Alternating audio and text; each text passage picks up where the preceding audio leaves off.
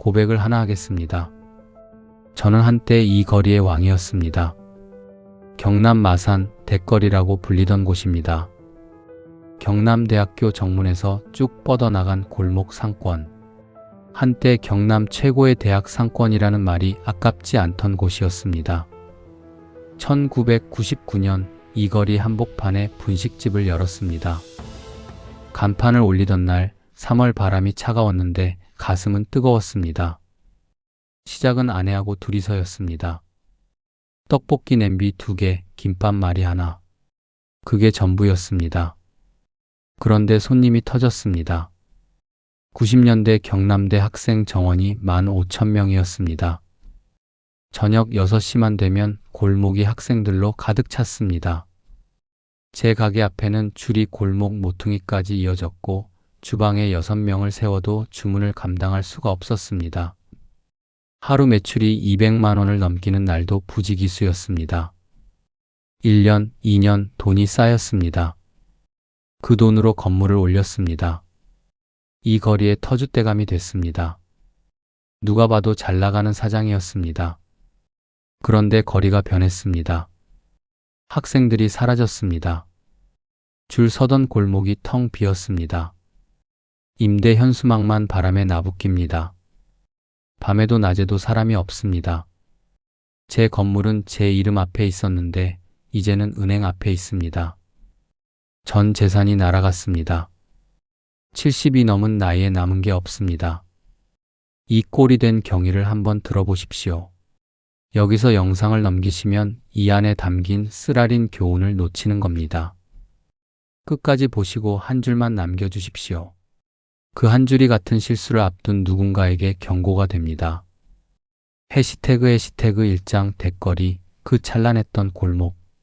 제가 처음 마산 땅을 밟은 건 1978년이었습니다. 고향은 경북 상주입니다. 논서 맞이기가 전 재산이던 집에서 형제가 5이었습니다. 먹고 살 길이 없어서 중학교 졸업하자마자 마산으로 내려왔습니다. 마산 수출자유지역, 요즘 말로 하면 창원국가산업단지 그 전신이 되는 곳입니다. 거기서 18살짜리가 선반 공장에 들어갔습니다. 공장 안은 기름 냄새가 코를 찔렀습니다. 쇳가루가 눈썹에 내려앉고 장갑이 까맣게 젖었습니다. 손가락 끝이 갈려나가는 소리가 기계음에 묻혔습니다. 하루 12시간을 서서 일했습니다. 다리가 붓고 허리가 끊어질 것 같았는데 월급날이면 다 잊혔습니다. 봉투에 든 돈을 세는 그 순간만큼은 세상에서 제일 부자 같았습니다. 공장 기숙사에서 나와 처음 자취를 시작한 곳이 경남대 근처였습니다. 월세가 쌌습니다. 방 한 칸에 화장실 공용. 겨울이면 수도가 얼어서 양치를 못하는 날도 있었습니다. 그래도 경남대 앞 골목이 좋았습니다. 이유가 있었습니다. 활기가 넘쳤습니다. 저녁이면 대학생들이 우르르 쏟아져 나왔습니다.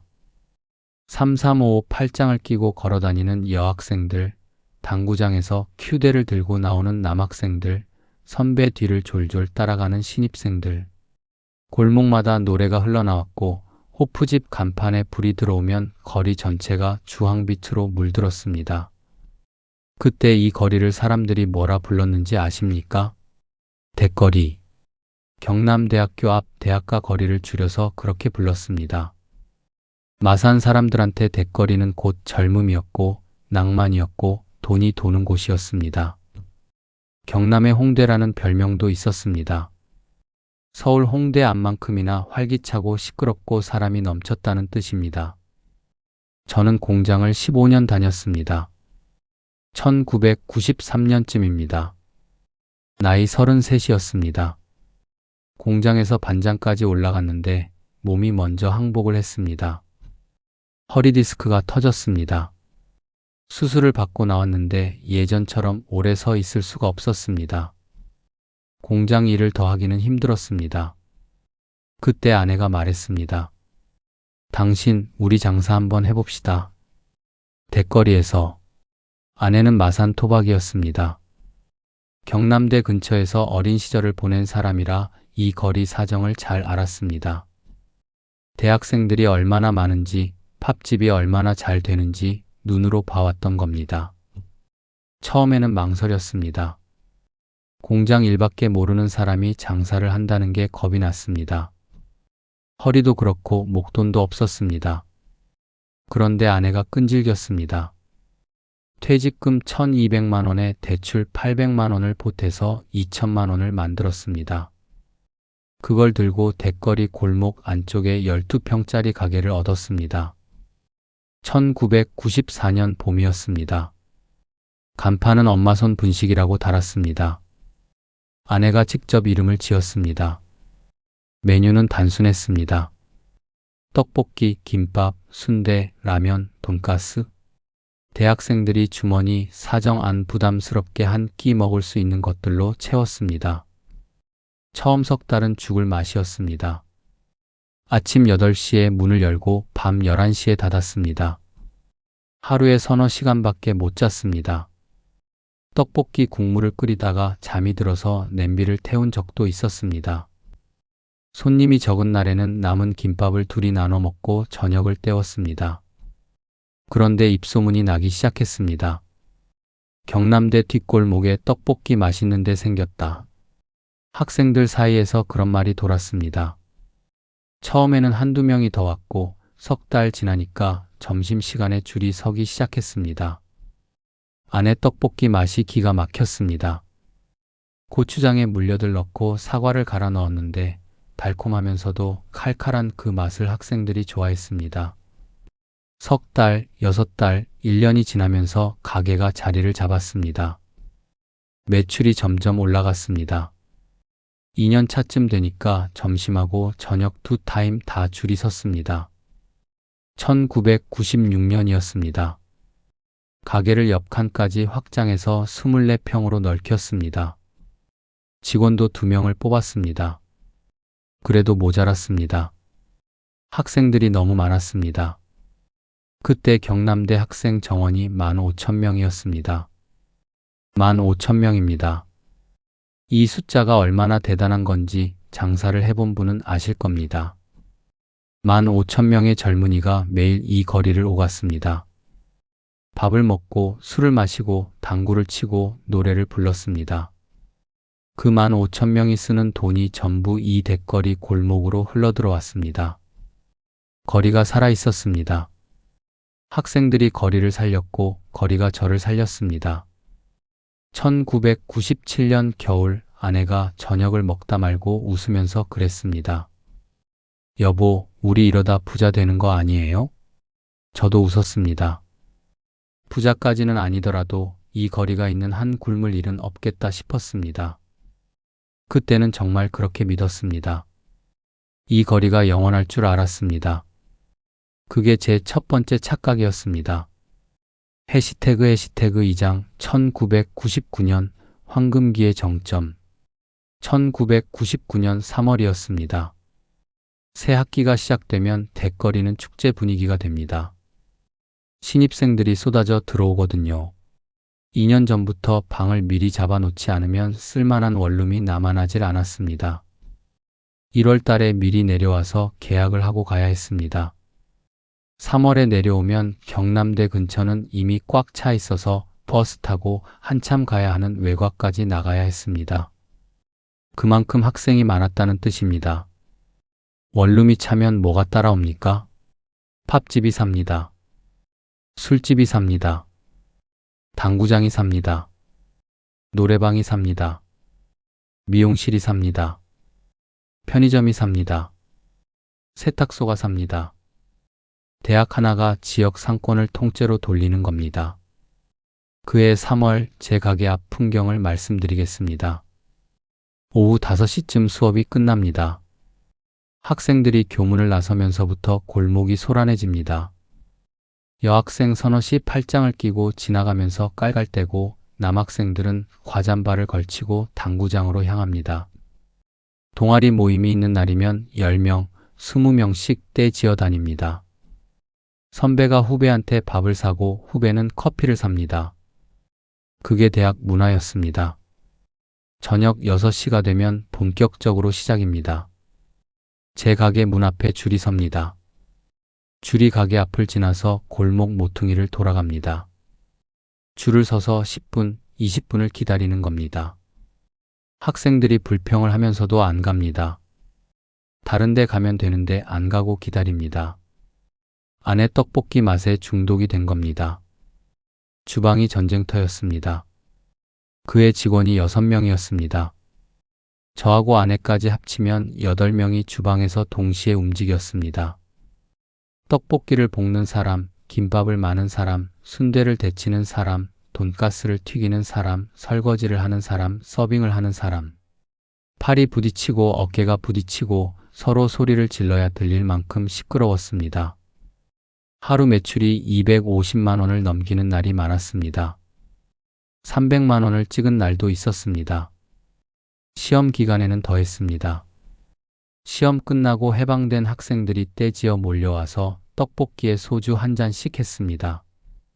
그날은 가게 문을 닫고 싶어도 닫을 수가 없었습니다. 한 달 매출이 7천만 원을 넘겼습니다. 인건비, 재료비, 임대료 다 빼고 순이익이 3천만 원 가까이 남았습니다. 한 달에 3천만 원입니다. 12평짜리 분식집에서 지금 생각하면 꿈 같은 숫자입니다. 그 돈을 어떻게 했느냐고요. 아내가 철두철미한 사람이었습니다. 번 돈을 함부로 쓰지 않았습니다. 생활비 빼고 나머지는 전부 적금에 넣었습니다. 2년, 3년 모으니까 목돈이 됐습니다. 2000년도에 대거리 골목 안에 4층짜리 건물을 한 채 샀습니다. 매매가 3억 2천만 원이었습니다. 대출 1억 원의 나머지는 현금으로 쳤습니다. 건물 1층에 제 가게를 넣고 2층에서 4층까지는 임대를 놓았습니다. 2층은 호프집, 3층은 당구장, 4층은 노래방. 전부 대학생 상대 업종이었습니다. 임대료가 꼬박꼬박 들어왔습니다. 월 400만 원 정도가 가만히 앉아서 들어왔습니다. 분식집 수익의 임대 수입까지 합치면 한 달에 3,400만 원이 넘게 들어왔습니다. 그때 마산에서 그 정도 벌면 상위 1% 안에 드는 소득이었습니다.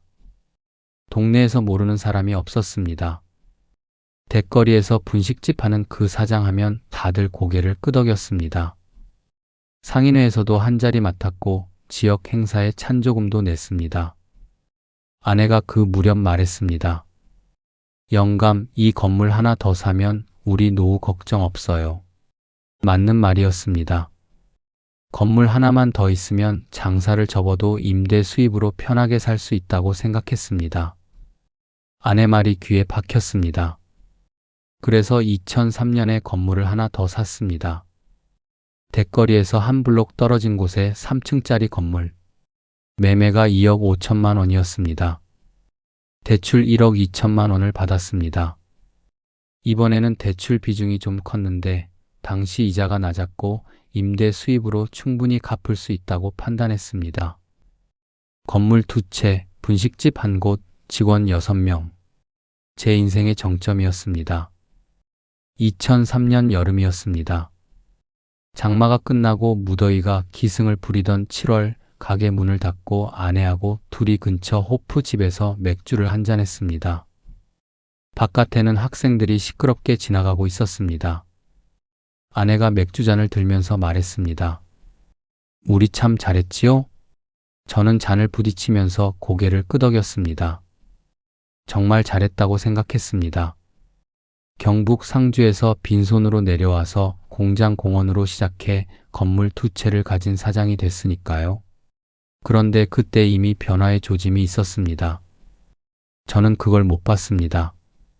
아니, 보고도 무시했습니다. 해시태그 3장 첫 번째 균열. 2004년쯤부터 미묘한 변화가 시작됐습니다. 처음에는 느낌이었습니다.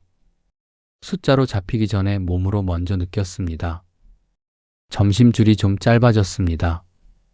예전에는 골목 모퉁이를 돌 정도였는데 이제는 가게 앞에서 끝났습니다. 저녁에도 빈자리가 생기기 시작했습니다. 예전에는 상상도 못할 일이었습니다. 아내한테 말했습니다. 요즘 손님이 좀 줄은 것 같지 않소? 아내는 대수롭지 않게 대답했습니다. 방학이 다가와서 그렇다고요. 시험 끝나면 고향으로 내려가는 학생들이 많으니까 원래 이맘때는 좀 뜸하다고요. 맞는 말이었습니다. 그래서 넘어갔습니다. 그런데 9월 새 학기가 시작돼도 예전 같지가 않았습니다. 학생 수가 눈에 띄게 줄었습니다. 골목을 걸어다니는 학생 무리가 작아졌습니다. 예전에는 5, 6명씩 몰려다녔는데 이제는 둘셋이 전부였습니다. 혼자 다니는 학생도 많아졌습니다. 2005년에 경남대 입학 정원이 줄었다는 소식을 들었습니다. 정확한 숫자는 몰랐습니다. 그때는 그런데 관심을 안 가졌습니다. 장사하는 사람이 대학 정원 같은 걸 왜 신경 씁니까? 손님이 오면 음식을 내고 돈을 받으면 되는 거라고 생각했습니다. 그게 제 두 번째 착각이었습니다. 대학 상권에서 장사를 하면서 대학 사정에 관심을 안 가졌습니다. 내 밥줄이 어디서 나오는지를 생각 안 한 겁니다. 2005년 매출이 전년 대비 15% 정도 빠졌습니다.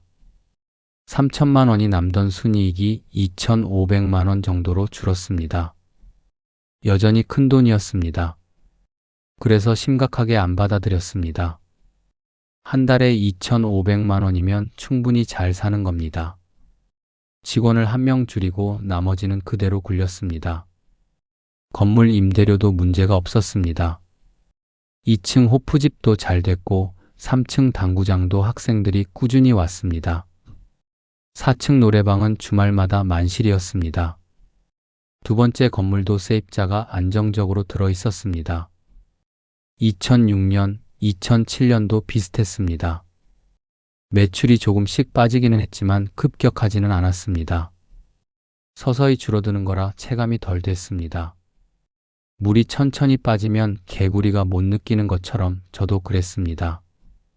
그 사이에 세상은 바뀌고 있었습니다. 2007년이었습니다. 가게에 앉아서 창밖을 보는데 학생 하나가 혼자 김밥 한 줄을 사들고 걸어갑니다. 예전 같으면 친구 서너시 같이 와서 떡볶이에 순대에 라면에 한 상 시켰을 겁니다. 그런데 그 학생은 김밥 한 줄만 들고 고개를 숙인 채 총총 걸어갔습니다. 그 뒷모습이 왜 그렇게 쓸쓸해 보이더군요. 아내한테 물었습니다. 요즘 학생들 왜 혼자 다녀? 아내가 한숨을 쉬면서 말했습니다. 요즘 애들은 1학년 때부터 스펙 쌓느라 정신이 없대요. 술도 안 마시고 노는 것도 안 하고. 그 말을 듣고도 저는 심각하게 받아들이지 못했습니다. 대학생이 안 놀면 누가 놉니까? 젊을 때 안 놀면 언제 놉니까? 일시적인 현상이겠지 하고 넘겼습니다. 2008년에 큰 변화가 왔습니다. 글로벌 금융위기라는 게 터졌습니다. 뉴스에서 연일 경제가 어렵다는 말이 나왔습니다. 마산도 영향을 받았습니다. 공장들이 줄줄이 가동을 멈추고 실업자가 늘었습니다. 대학생들 주머니는 더 얇아졌습니다. 그해 매출이 처음으로 전년 대비 20% 넘게 떨어졌습니다. 2,500만 원이 남던 순이익이 2천만 원 아래로 떨어졌습니다. 직원을 1명 더 줄였습니다. 6명이던 직원이 4이 됐습니다. 건물 쪽에서도 문제가 생기기 시작했습니다. 두 번째 건물 3층 세입자가 나갔습니다. 인테리어 업체였는데 경기가 안 좋으니까 버티질 못한 겁니다. 새 세입자를 구하는데 넉 달이 걸렸습니다. 그 넉 달 동안 임대료가 안 들어왔습니다. 대출 이자는 꼬박꼬박 나갔습니다. 그래도 아직은 괜찮았습니다. 첫 번째 건물 임대료하고 분식집 수입으로 충분히 버틸 수 있는 수준이었습니다. 2009년, 2010년 매출이 계속 줄었습니다. 점심줄이 사라졌습니다. 점심에 줄이 서지 않는다는 건 분식집에겐 빨간불이 켜졌다는 뜻입니다. 저녁에도 예전의 반도 안 찼습니다. 그쯤 되니까 대거리 전체 분위기가 바뀌기 시작했습니다. 호프집이 문을 닫기 시작했습니다. 제 건물 2층에 있던 호프집도 2010년 말에 나갔습니다. 이유를 물었더니 사장이 한숨을 푹 쉬면서 그러더군요. 요즘 학생들이 술을 안 마시는데 어떻게 장사를 합니까? 그 말이 가슴에 박혔습니다.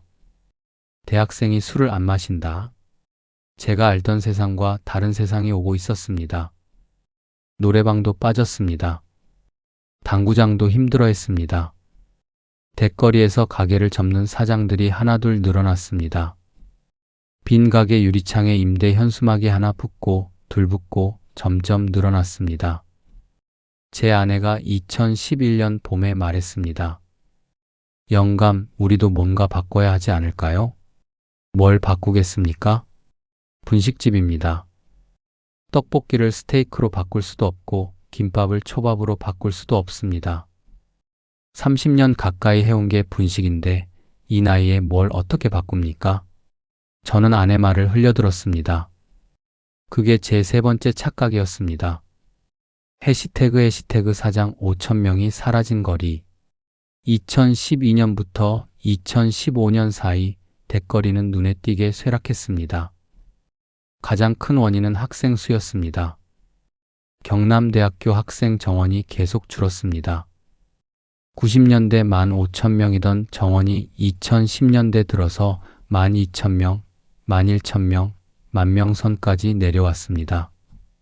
5,000명이 사라진 겁니다. 5,000명이면 적은 숫자가 아닙니다.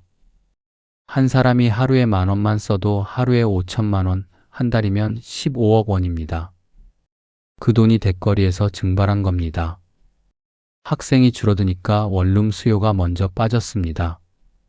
예전에는 1월에 미리 방을 잡아야 했는데 이제는 3월에 와도 빈 방이 남아 돌았습니다.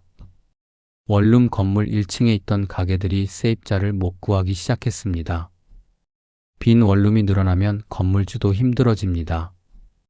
건물주가 힘들어지면 상가 임대료를 올리지도 못합니다. 오히려 깎아줘야 합니다. 악순환이 시작된 겁니다. 학생이 줄고 원룸이 비고 가게가 닫히고 거리가 어두워지고 사람이 더 안 오고 이게 돌고 돕니다. 한번 빠지기 시작하면 멈추질 않습니다. 제 가게도 영향을 안 받을 수가 없었습니다. 2013년 매출이 전성기의 절반도 안 됐습니다. 월 순이익이 1,000만 원 아래로 떨어졌습니다. 직원을 또 줄였습니다. 넷이던 직원이 둘이 됐습니다. 저하고 아내하고 직원 둘 넷이서 가게를 돌렸습니다. 그래도 분식집이니까 버티는 겁니다. 대학 상권에서 살아남으려면 가격이 싸야 합니다. 분식은 원래 싼 음식이니까 학생들이 그나마 올 수 있었습니다. 고깃집이나 횟집은 이미 다 문을 닫았습니다. 호프집도 거의 사라졌습니다. 남아있는 건 분식집, 편의점, 커피숍 정도였습니다. 그런데 그마저도 점점 힘들어졌습니다. 이유가 있었습니다. 요즘 대학생들이 학교 앞에서 밥을 안 먹습니다. 학교 구내식당을 이용합니다. 구내식당이 3,500원, 4,000원이면 한 끼를 해결할 수 있는데 밖에서 분식을 먹으면 5,000원, 6,000원이 듭니다. 1,500원, 2,000원 차이가 대학생한테는 큽니다. 매달 용돈을 받아서 생활하는 학생이 밥값 2,000원을 아끼려고 구내식당으로 갑니다. 그게 한 달이면 몇만 원이 됩니다. 없는 사람한테 몇만 원은 큰 돈입니다. 거기에 편의점 도시락까지 나왔습니다. 2,000원, 3,000원이면 편의점에서 한 끼를 해결할 수 있었습니다. 전자레인지에 돌리면 끝입니다. 맛도 제법이었습니다. 학생들이 편의점으로 갔습니다. 분식집 대신 편의점에서 밥을 먹는 세상이 온 겁니다. 제 가게 앞을 지나면서 편의점 봉지를 들고 가는 학생들을 볼 때마다 가슴이 뜨끔했습니다. 건물 쪽은 더 심각했습니다. 첫 번째 건물 2층 호프집이 나간 뒤로 세입자를 못 구했습니다. 1년 넘게 비어 있었습니다. 3층 당구장도 2013년에 나갔습니다. 4층 노래방은 2014년에 문을 닫았습니다. 건물 4층 중 1층만 제 가게가 있고 나머지 3층이 전부 비었습니다. 임대 수입이 0이 됐습니다. 대출 이자는 매달 나갔습니다. 첫 번째 건물 대출이 아직 5천만 원 남아 있었고 두 번째 건물은 8천만 원이 남아 있었습니다. 합치면 1억 3천만 원. 이자만 매달 70만 원 이상이 나갔습니다. 분식집 수입으로 생활비를 대고 대출 이자를 내야 했는데 분식집 수입 자체가 줄어드니까 이자 내기도 빠듯해졌습니다. 2014년 여름이었습니다. 아내가 저녁에 장부를 정리하다가 손을 멈추더니 저를 봤습니다. 영감, 두 번째 건물 팔아야 할 것 같아요. 아내 목소리가 떨렸습니다. 두 번째 건물은 아내가 사자고 해서 산 건물이었습니다. 노후 대비라고 이 건물 하나면 우리 평생 걱정 없다고 했던 게 바로 이 건물이었습니다. 그걸 팔자는 겁니다. 가슴이 무거웠습니다. 하지만 선택의 여지가 없었습니다. 빈 건물을 붙잡고 이자만 내고 있을 수는 없었습니다. 2015년 초에 두 번째 건물을 내놓았습니다. 2억 5천만 원에 샀던 건물입니다. 그런데 살 사람이 없었습니다. 부동산에서 연락이 오기를 기다렸는데 석 달이 지나도 문의가 없었습니다. 반년이 지났습니다. 1년이 지났습니다. 2016년 봄 결국 1억 8천만 원에 팔았습니다. 3억 2천만 원에 산 첫 번째 건물이 아니라 2억 5천에 산 두 번째 건물인데 7천만 원을 손해보고 판 겁니다. 거기에 그동안 낸 이자, 수리비, 세금까지 합치면 실질 손실은 1억 원에 가까웠습니다. 건물을 팔고 받은 돈으로 대출을 갚고 나니 손에 남은 게 거의 없었습니다. 아내가 그날 밤에 울었습니다. 방 불을 끄고 이불 속에서 소리 없이 울었습니다. 어깨가 들썩이는 게 느껴졌습니다. 저는 등을 돌리고 누워서 천장을 봤습니다. 천장이 깜깜했습니다. 위로의 말을 해줘야 했는데 입이 떨어지질 않았습니다. 해시태그 오장 버텨야 한다 라는 집착. 건물 하나를 팔았으니 좀 가벼워질 줄 알았습니다. 아니었습니다. 두 번째 건물 매각 대금으로 대출을 갚고 나니 남는 돈이 없다는 걸 깨달은 순간 오히려 불안이 더 커졌습니다. 첫 번째 건물에 남아있는 대출 5천만 원이 급사 목덜미를 잡는 것처럼 느껴졌습니다. 2016년 분식집은 아내하고 둘이서 돌렸습니다. 직원을 더 쓸 여력이 없었습니다. 아침 9시에 가게 문을 열고 밤 9시에 닫았습니다. 예전보다 영업시간을 2시간 줄였는데 어차피 밤 9시 이후에는 손님이 거의 없었기 때문입니다. 대거리에 밤이 죽었습니다. 예전에는 밤 10시, 11시까지 학생들이 돌아다녔습니다. 술집에서 웃음소리가 터져나오고 노래방에서 노래가 새어나오고 가로등 아래서 커플이 손을 잡고 걸었습니다. 그게 이 거리의 밤이었습니다. 2016년의 밤은 달랐습니다. 저녁 8시만 되면 거리가 텅 비었습니다. 가게들 반 이상이 불이 꺼져 있었습니다. 가로등만 노란 빛을 비추고 있었는데 그 불빛이 오히려 쓸쓸함을 더했습니다.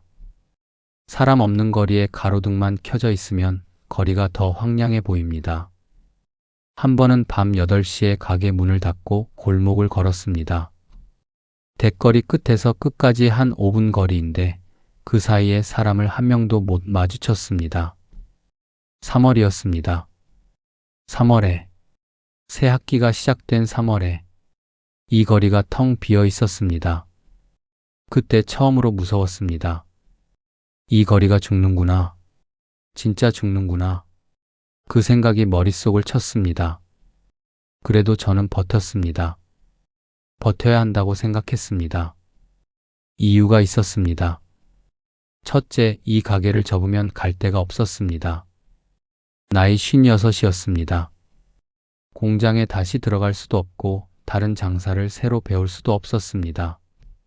분식밖에 모르는 사람이었습니다. 둘째, 건물이 있었습니다. 첫 번째 건물이요. 세입자는 없었지만 건물 자체는 제 이름으로 되어 있었습니다. 건물이 있으니까 뭔가 될 거라고, 언젠가 다시 세입자가 들어올 거라고, 거리가 다시 살아날 거라고 믿었습니다. 셋째, 이 거리를 못 떠났습니다. 20년 넘게 여기서 살았습니다. 아내와 함께 맨손으로 시작해서 가게를 키우고 건물을 올린 곳입니다. 제 인생의 전부가 이 거리에 있었습니다. 여길 떠나면 제 삶도 끝나는 것 같았습니다. 그래서 버텼습니다.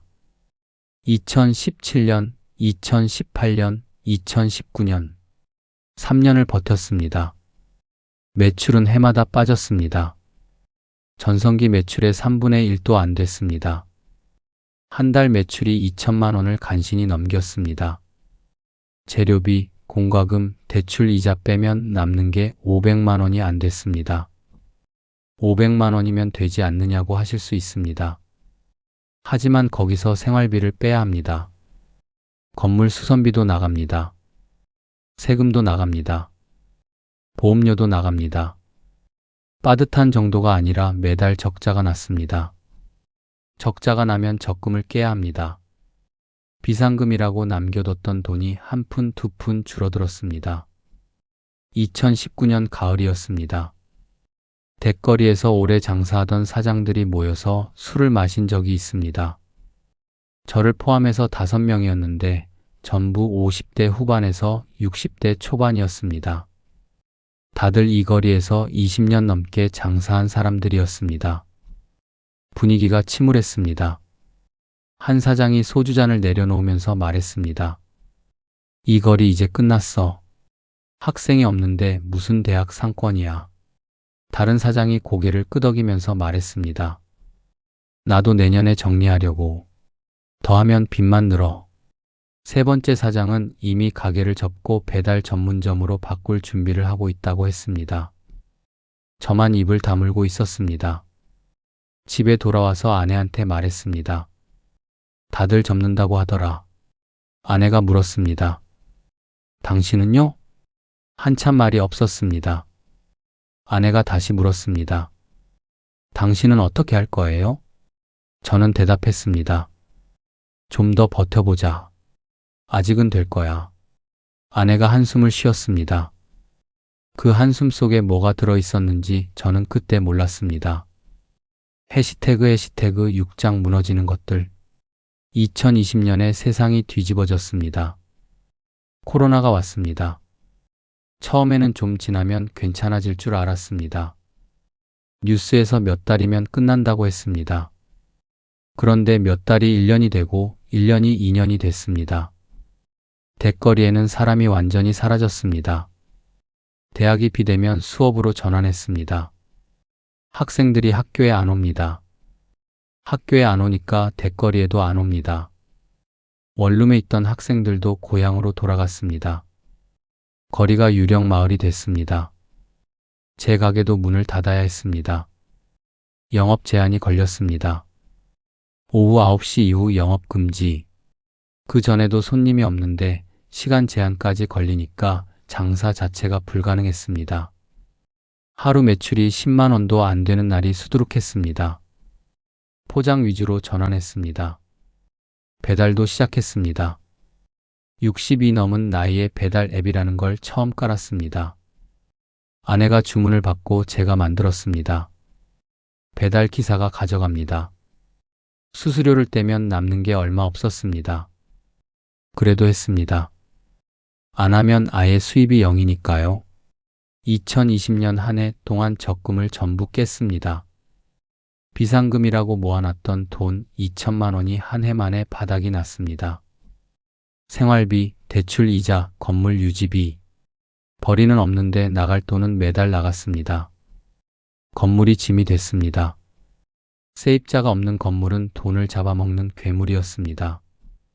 비어 있어도 세금은 나갑니다. 수도세, 전기세, 기본료가 나갑니다. 건물이 낡으면 수선비가 나갑니다. 옥상 방수가 새면 수리비가 몇백만 원입니다. 돈이 나가기만 하고 들어오질 않았습니다. 2021년 아내가 병원에 갔습니다. 몸이 안 좋다는 건 알고 있었습니다. 가게에서 하루 종일 서서 일하면 저녁에 발이 퉁퉁 부었습니다. 무릎도 안 좋았고 어깨도 자주 아프다고 했습니다. 그런데 아내가 참는 사람이었습니다. 아프다는 말을 잘 안 했습니다. 병원에서 무릎 연골이 거의 닳았다는 진단을 받았습니다. 수술을 해야 한다고 했습니다. 양쪽 무릎 다요. 수술비가 1,200만 원이었습니다. 돈이 없었습니다. 적금은 이미 깼고 통장에 남은 돈은 200~300만 원이 전부였습니다. 아내한테 미안했습니다. 20년 넘게 같이 고생한 사람인데 무릎 수술비조차 마련 못하는 남편이 한심했습니다. 결국 건물을 담보로 대출을 더 받았습니다. 첫 번째 건물에 남아있던 대출 5천만 원에 2천만 원을 더 얹었습니다. 총 대출이 7천만 원이 됐습니다. 이자가 매달 80만 원 넘게 나갔습니다. 아내 수술을 했습니다. 수술은 잘 됐는데 회복이 오래 걸렸습니다. 석 달은 가게에 나오지 못했습니다. 그 석 달 동안 저 혼자 가게를 돌렸습니다. 62살이었습니다. 아침에 일어나면 온몸이 쑤셨습니다. 허리 디스크가 오래된 병이라 비가 오면 특히 심했습니다. 무거운 재료 상자를 나르면 허리가 끊어질 것 같았습니다. 떡볶이를 볶으면서 허리에 손을 대고 한참을 서 있은 적이 한두 번이 아닙니다. 손님은 하루에 10명이 안 되는 날도 있었습니다. 텅 빈 가게에 혼자 서서 학생 한 명이 오기를 기다리는 그 시간이 가장 길었습니다. 시계 초침 소리가 유난히 크게 들렸습니다. 형광등 불빛이 차갑게 느껴졌습니다. 가게 안에 혼자 있으면 이 세상에 나 혼자만 남겨진 것 같은 기분이 들었습니다. 2022년 코로나가 풀리기 시작했습니다. 거리에 사람이 돌아올 줄 알았습니다. 학생들이 다시 학교에 오고 대거리가 살아날 줄 알았습니다. 아니었습니다. 코로나가 풀려도 학생들이 안 돌아왔습니다. 비대면 수업에 익숙해진 학생들이 굳이 학교 근처에 방을 잡지 않았습니다. 통학을 하거나 집에서 수업을 듣거나 원룸이 비어있는 건 코로나 전이나 후나 마찬가지였습니다. 그리고 경남대 학생 수가 10,000명을 겨우 넘는 수준이라는 사실을 그때야 정확히 알았습니다. 15,000명에서 10,000명. 5,000명이 사라졌습니다. 3분의 1이 증발한 겁니다. 거기에 남은 10,000명도 예전 대학생들이 아니었습니다. 술을 안 마시고 엄청나게 노는 것도 안 하고 구내식당이나 편의점에서 끼니를 해결했습니다. 대학 상권을 살려주는 학생이 사라진 겁니다. 학생이 돈을 안 쓰는데 대학 상권이 살 수가 있겠습니까? 해시태그 7장 마지막 선택. 2023년 봄이었습니다. 3월 바람이 불었습니다. 1994년에 이 가게를 처음 열었을 때도 3월이었습니다. 그때 바람은 차가웠지만 가슴은 뜨거웠다고 했습니다. 29년이 지난 3월 바람은 여전히 차가웠는데 가슴은 아무것도 느껴지지 않았습니다. 매출이 한 달에 700만 원 정도였습니다. 재료비 300만 원, 공과금 80만 원, 대출 이자 80만 원, 기타 비용 빼면 남는 게 200만 원이 채 안 됐습니다. 200만 원으로 부부가 한 달을 살아야 했습니다. 대거리는 매달 가게가 문을 닫았습니다. 개업과 폐업이 반복됐습니다. 새로 들어오는 사람들이 있었습니다. 옛날 대거리를 기억하고 대학가 앞이니까 장사가 되겠지 하고 들어오는 겁니다. 술집도 열고 음식점도 열고. 그런데 석 달을 못 버텼습니다. 6달이면 거의 다 나갔습니다. 그 사이클을 20년 넘게 지켜봤습니다. 들어오고 망하고 나가고 다시 들어오고 다시 망하고 다시 나가고 그 자리에 임대 현수막이 붙고 또 누가 들어오고 또 나가고 끝이 없었습니다. 옛날을 기억하는 사람들이 착각하는 겁니다.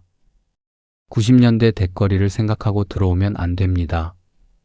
그때는 학생이 15,000명이었고 지금은 10,000명이고 그 10,000명도 돈을 안 씁니다. 세상이 완전히 바뀐 건데 옛날 기억만 보고 뛰어드는 겁니다. 저도 같은 착각을 했던 사람이니까 뭐라 할 자격이 없습니다.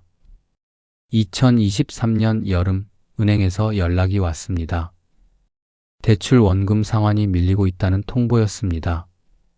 이자는 간신히 내고 있었는데 원금 분할 상환분을 석 달째 못 내고 있었습니다. 은행에서 면담을 하자고 했습니다. 은행에 갔습니다. 정장을 입은 젊은 직원이 서류를 펼쳐놓고 말했습니다. 사장님, 건물 감정가가 많이 떨어졌습니다. 대출 비율이 초과 상태입니다. 무슨 뜻인지 알았습니다. 건물값이 떨어져서 대출금보다 건물 가치가 낮아졌다는 뜻이었습니다. 3억 2천만 원에 산 건물인데 감정가가 1억 5천만 원도 안 된다고 했습니다. 대출이 7천만 원이니까 아직 건물 가치가 더 높기는 했지만 은행은 건물 가치가 더 떨어질 걸 걱정하는 겁니다. 젊은 직원이 조심스럽게 말했습니다. 건물 매각을 고려해 보시는 게 어떨까요? 건물을 팔라는 겁니다. 제 건물을요? 제가 이 거리에서 피땀 흘려번 돈으로 산 건물을요? 아내하고 둘이서 김밥 말고 떡볶이 볶아서 한 푼, 두 푼 모아서 산 건물을요? 손이 떨렸습니다. 은행을 나와서 대거리를 걸었습니다. 오후 3시였습니다. 거리에 사람이 없었습니다. 내 건물 앞에 섰습니다. 4층짜리 건물. 1층에 4가게, 2층부터 4층까지 텅 빈 건물. 외벽 페인트가 벗겨져 있었습니다. 간판 글씨가 바래져 있었습니다. 이 건물 앞에서 한참을 서 있었습니다.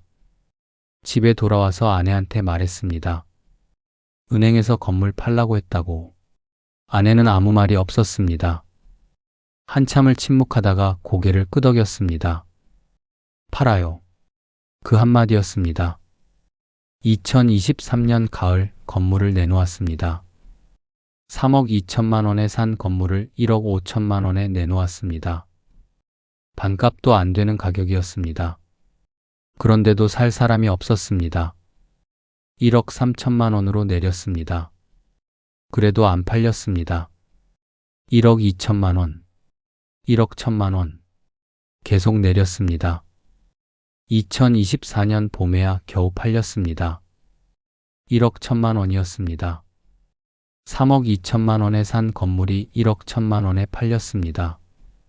2억 1천만 원이 날아간 겁니다. 건물 매각 대금에서 대출 7천만 원을 갚고 나니 손에 남은 돈이 4천만 원이었습니다. 4천만 원. 30년 가까이 이 거리에서 장사하고 건물 사고 세입자 받고 대출 갚고 온갖 고생을 하고 난 결과가 4천만 원이었습니다. 가게도 접었습니다. 건물이 팔렸으니 가게도 같이 나가야 했습니다. 새 건물주가 리모델링을 한다고 했습니다. 2024년 4월 엄마 손 분식 간판을 내렸습니다. 30년 된 간판이었습니다. 아내가 이름을 짓고 제가 주문을 넣어서 달았던 간판. 노란 바탕에 빨간 글씨. 색이 바래서 거의 안 보이는 상태였는데 그래도 떼어내는 순간 눈물이 났습니다. 아내가 옆에 서서 간판을 올려다봤습니다. 아무 말도 안 했습니다. 그냥 올려다보고 있었습니다. 바람이 불었습니다. 아내 머리카락이 날렸습니다. 하얀 머리카락이었습니다. 간판을 트럭에 실었습니다. 간판 뗀 자리에 네모난 흔적이 남았습니다. 벽이 그 부분만 깨끗했습니다. 나머지 벽은 30년 동안 때가 타서 거무스름한데 간판 자리만 하였습니다. 그게 30년의 흔적이었습니다. 해시태그 팔짱 남겨진 것들. 2024년 가을 대거리를 다시 걸었습니다. 가게를 접고 반년쯤 지난 뒤였습니다. 아내하고 마산 외곽의 작은 빌라를 월세로 얻어서 살고 있었습니다. 보증금 2천만 원에 월세 40만 원. 4천만 원 중에서 보증금을 내고 나니 2천만 원이 남았습니다. 그게 우리 부부 전 재산이었습니다. 할 일이 없었습니다. 30년 동안 매일 아침 가게에 나가서 일하던 사람이 갑자기 할 일이 없어지면 하루가 엄청나게 깁니다. 아침에 눈을 뜨면 밤까지 할 게 없습니다. 텔레비전을 봐도 재미가 없고 밖에 나가도 갈 데가 없습니다. 그래서 뎃거리를 걸었습니다. 습관이었습니다. 30년 동안 매일 다니던 길이니까 발이 저절로 그쪽으로 향했습니다. 오후 4시쯤이었습니다. 10월이었습니다. 햇살이 비스듬히 내리쬐었습니다. 바람이 선선했습니다. 가을이면 이 거리가 참 예뻤습니다. 은행나무 잎이 노랗게 물들어서 바람에 날리면 학생들이 떨어지는 은행잎 사이로 걸어다니던 풍경이 눈에 선합니다. 그런데 지금 거리에는 학생이 몇 명 안 보였습니다. 수업이 끝나는 시간인데 학생들이 335 몰려다니질 않았습니다. 혼자 이어폰을 끼고 빠르게 걸어가는 학생, 자전거를 타고 지나가는 학생, 그게 전부였습니다. 제 가게가 있던 자리를 지나갔습니다. 리모델링이 진행 중이었습니다. 외벽을 뜯어내고 새로 공사를 하고 있었습니다. 간판 자리에 있던 네모난 흔적도 사라져 있었습니다. 30년의 흔적이 완전히 지워진 겁니다. 가슴이 먹먹했습니다. 그런데 이상하게 눈물은 나지 않았습니다. 건물 팔 때 울고 간판 뗄 때 울고 이제는 눈물도 다 마른 것 같았습니다. 골목을 천천히 걸었습니다. 빈 가게가 줄줄이 이어졌습니다. 임대 현수막이 바람에 펄럭였습니다. 어떤 가게는 유리창에 먼지가 잔뜩 끼어서 안이 잘 보이지도 않았습니다. 어떤 가게는 셔터를 반쯤 내리고 있었는데 언제 문을 열었는지 닫았는지도 모를 지경이었습니다. 뎃거리 한가운데서 아직 장사를 하고 있는 가게가 몇 군데 보였습니다. 분식집 하나, 편의점 하나, 커피숍 하나. 그게 거의 전부였습니다. 그 중에 아는 사장이 있었습니다. 분식집을 하는 여자 사장인데 저보다 나이가 좀 아래였습니다. 2000년대 초반에 들어왔으니까 20년 넘게 여기서 장사한 분이었습니다. 가게에 들어가서 떡볶이를 하나 시켰습니다. 사장이 저를 알아보고 반가워했습니다. 어머, 사장님 아니세요? 가게 접으셨다면서요. 네, 접었습니다. 그렇게 대답했습니다. 그 사장이 한숨을 쉬면서 말했습니다. 저도 올해 안에 정리할까 봐요. 혼자서 하는데 매출이 너무 안 나와요. 90년대에 이 가게의 줄이 골목 끝까지 섰다는 이야기를 했습니다. 주방에 6명이 일해도 감당이 안 됐다는 이야기를. 그 사장은 고개를 끄덕이면서 웃었습니다. 쓸쓸한 웃음이었습니다. 떡볶이를 먹고 가게를 나왔습니다. 골목 끝에서 뒤를 돌아봤습니다. 뎃거리. 경남의 홍대라 불리던 거리. 한때 15,000명의 젊음과 열기로 가득했던 거리. 제 인생의 전부였던 거리. 거기 서서 생각했습니다. 후회를 하느냐고요? 합니다. 당연히 합니다. 2010년대 초반의 변화를 읽었어야 했습니다. 학생이 줄고 있다는 걸 알면서도 아무것도 안 했습니다. 아내가 뭔가 바꾸자고 했을 때 들었어야 했습니다. 두 번째 건물을 사지 말았어야 했습니다. 첫 번째 건물도 세입자가 빠질 때 빨리 팔았어야 했습니다. 그런데 그때는 그렇게 못했습니다. 이 거리가 다시 살아날 거라고 믿었습니다. 30년을 바친 곳을 쉽게 포기할 수가 없었습니다. 미련이었습니다. 집착이었습니다. 그 미련과 집착이 저를 여기까지 끌고 온 겁니다. 전국의 대학 상권이 다 이렇다고 합니다. 부산대, 경북대, 전남대, 전북대. 한때 힘을 좀 썼던 대학 상권들이 전부 비슷한 상황이라고 합니다. 학생 수가 줄고 소비 문화가 바뀌고 상권이 죽어가고 있다고요. 서울 홍대만 그나마 버티고 있는데 그것도 대학생들 덕분이 아니라 관광지가 된 덕분이라고 합니다. 대학 상권이 아니라 관광 상권이 된 거지요. 나머지는 전부 같은 길을 걷고 있습니다. 이 이야기를 하는 이유가 있습니다. 지금 대학가 근처에서 장사를 하고 계신 분이 있다면 부디 정신 차리시기 바랍니다. 학생이 줄고 있으면 상권은 반드시 줄어듭니다. 거리가 한번 죽기 시작하면 다시 살아나질 않습니다. 미련을 버리십시오. 빨리 결단을 내리십시오. 건물을 갖고 계신 분도 마찬가지입니다. 세입자가 빠지기 시작하면 신호입니다. 그때 파는 게 맞습니다. 저처럼 버티다가 반값도 안 되는 가격에 넘기지 마십시오. 저는 30년을 바쳐서 4천만 원을 남겼습니다. 아니, 4천만 원이 아닙니다. 보증금 2천만 원을 빼면 통장에 남은 건 2천만 원입니다. 70이 넘은 나이에 전 재산이 2천만 원입니다. 부끄러운 이야기입니다. 창피한 이야기입니다. 이런 이야기를 왜 하느냐고요.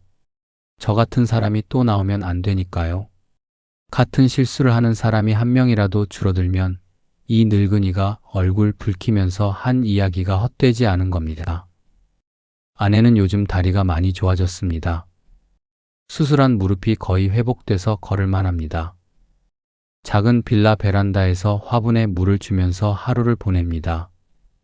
가끔 저한테 말합니다. 영감, 우리 그래도 건강하잖아요. 그게 어디예요? 아내가 그 말을 할 때마다 고맙습니다. 미안하기도 하고 고맙기도 합니다. 이 사람이 없었으면 저는 진작에 주저앉았을 겁니다. 대거리는 아직 거기 있습니다. 경남대학교 정문 앞에 그 골목이 아직 있습니다. 가시면 보실 겁니다. 임대 현수막이 줄줄이 붙어 있는 거리를요. 한때 경남 최고의 대학 상권이라 불리던 곳의 지금 모습을요. 거리는 사람을 먹여 살리기도 하지만 사람을 삼키기도 합니다. 저는 그걸 30년 만에 배웠습니다. 너무 늦게 배웠습니다. 이 이야기를 끝까지 들어주셔서 감사합니다. 혹시 비슷한 처지에 계신 분이 있으시다면 아래에 한 줄만 남겨주십시오. 혼자가 아니라는 걸 서로 확인하는 것만으로도 힘이 됩니다. 그리고 주변에 장사가 힘들다고 하소연하는 분이 계시면 이 영상을 한번 보내주십시오. 남의 실패에서 교훈을 얻는 것, 그게 가장 싼 수업료입니다. 여러분의 모교 앞 상권이 어찌 됐는지 궁금하시다면 댓글에 적어주십시오. 감사합니다.